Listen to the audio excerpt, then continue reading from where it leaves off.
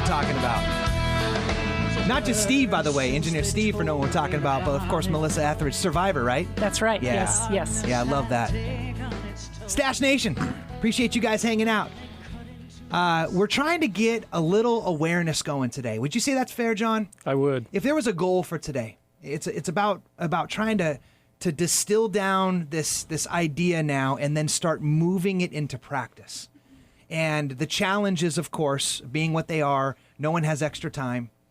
Rarely the people that need it most are the underserved, or the unserved, right? Or the underserved. Yes. And rarely do you have the opportunity or the luxury of missing work to go find a local clinic, right? All these things, right? So compound that. What about the idea of actually having a mobile center that you can cruise around, and that's actually something that's fun, that the community wants to interact with? It even, a spa on wheels, I think one of the people from the video that I watched said it was, with state-of-the-art technology to make sure that you can hack at that atrocious number of 4 out of 5 people not getting, and how many people did you say we lost? 40,000, I think you said? We'll lose over 40,000 to breast cancer in the nation this year. This year, right? So to hack at that number. Yeah.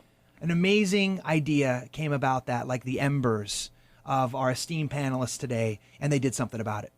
And the mobile unit, as you guys call it, rolling around to a potential neighborhood near you, right, so that you can get screened. Picking up from that, so what would you say are the major benefits of this project that you guys took on? State-of-the-art technology, awareness, anything that we early didn't cover? detection. I think we have it. I think we have it pretty much covered. We know that there's so many more that we need to reach. Yeah. You know, San Diego is one example. And I think when you look at some national statistics, this needs to be replicated on a larger scale. There are huge gaps, you know, not only in San Diego, but across the country. Yeah. So, you know, the 40,000 deaths, that's a national statistic. And, you know, it makes a difference for what we're doing here, but nationally, we need to have others on board doing that. And John, that's a great, you guys are a beacon, a flagship for this. And Daniel, what are some other thoughts and ideas about how we can get this word out? Well, one of the things that we would like to do is to speak with the CEOs, HR directors, the health and wellness officers for large group employers in San Diego, you know, the Qualcomms of the world, the CareFusions, the SDG&Es, those, to let them know that we can come on site and provide this service to your female employees so that, number one, there's no downtime. They don't leave the work site. Number two, it's easily accessible. And number three, they're able to benefit from state-of-the-art quality services and also get to know who La Maestra is, who community health imaging service centers are, so that they can determine if it's something they want to support through corporate responsibility. We do great work. We like to work with great people. There's lots of them in San Diego. San Diego's the best place to live in the world. Mm-hmm. That's why we're here. So I think if we can get to those people, those gatekeepers, so they know that there's something of quality that can benefit their employees. So what's something that you have seen work in the past, either directly with your program or maybe with similar programs to get into these major corporations? It's been the leveraging of relationships. Mm-hmm. Many of them are so large, they are not aware of the La Maestras of the world or the community health imaging centers, but once they get to know us, they support us. They say, you're doing great work here. So it's leveraging an opportunity. If somebody knows someone from one of those companies, we'd be very appreciative. We're always looking for sponsors. Less than 10% of what La Maestra receives is government funded. Everything else comes from fees and fundraising and grants that we apply for. So it's, we work with the uninsured and underinsured, the immigrant and refugee population. No one that goes to La Maestra is turned away. Breast Cancer Awareness Month, gang. We're hanging out with John Lethin, Sharon Skalko, and Daniel Hernandez of La Maestra, from like Daniel just said, and Community Health Imaging Center. If you want to learn a little bit more about them, perhaps offline, yet online, you go to sdchic.org or lamaestra.org. That's LAMAESTRA.org. So maybe we can flip the perspective a little bit on this, gang. So are there any like common, perhaps like misconceptions that you guys are dealing with that you'd like to maybe address? Sure. A lot of times when people think, nonprofit or their mission is to help out the uninsured or underinsured, you think that you're going to walk into your stereotypical community health center where it's dirty and dingy and rundown and antiquated old donated equipment. And at our center, it's the opposite. It's spa-like. It's beautiful. The equipment is brand new. It's state of the art. In fact, the mobile coach is one of 3 in the nation that is employing the technology that we're rolling out.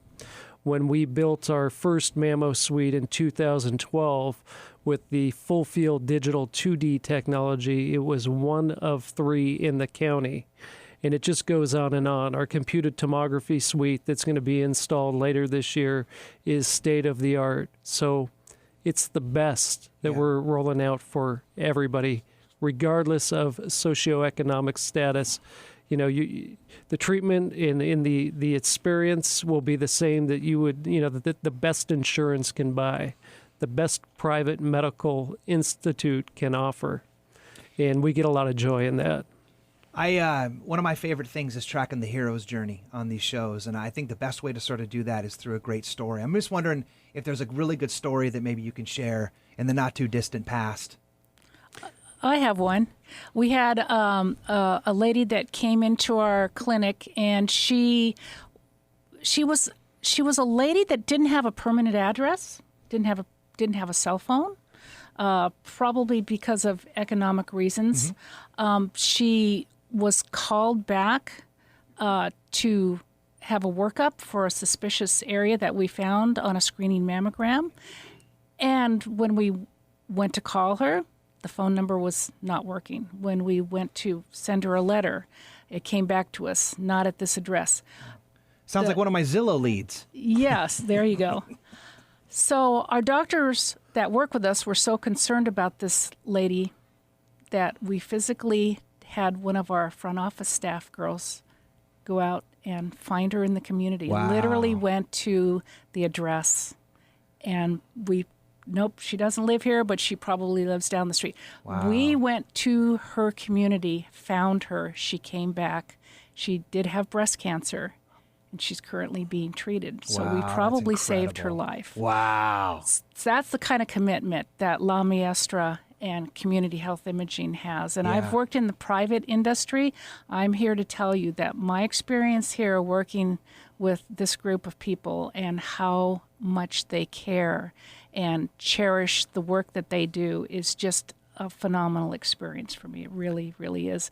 And that's just a small example. That's incredible. Yeah. Come on, that's not, That I is- bet you that wasn't in the employee manual, right? No. That wasn't in the handbook? And nobody like balks at that and says, "Oh, I can't do that. That's not my job. I can't do that."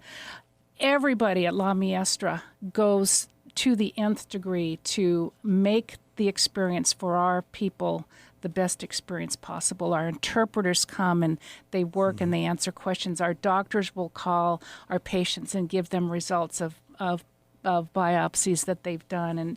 And that kind of service is what you would expect at the highest level of medical in a community. We get it at La Maestra, and it gets given every day. It's so nice. How cool is that? Well, from our administrative staff, CEO, to the doctors, the nurses, the lab people, to the front desk personnel, to our outreach people, health educators, we all believe that we need to do the right thing.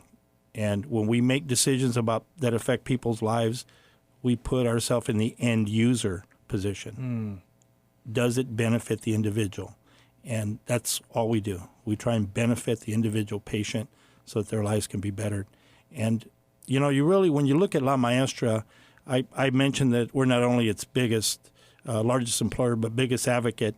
And that takes many forms. And that's made possible because our belief is we need to address those concerns that affect the total family unit. Yeah. And it could be non-medical. It could be something else. So I look at our center as a trailblazer because we're heading in a direction that's a little different than most clinics. All the clinics in the system in San Diego are quality, top-notch clinics. Our perspective and slant is a little bit different because we're looking at those other factors. Wow, benefit to the end user. If only everybody could slice a piece of that for their objectives, right? I'm sure that by you guys being in the studio today and achieving our goal of leaving us a little better than how you're benefiting our end user by creating some awareness, getting the word out on the pink bus.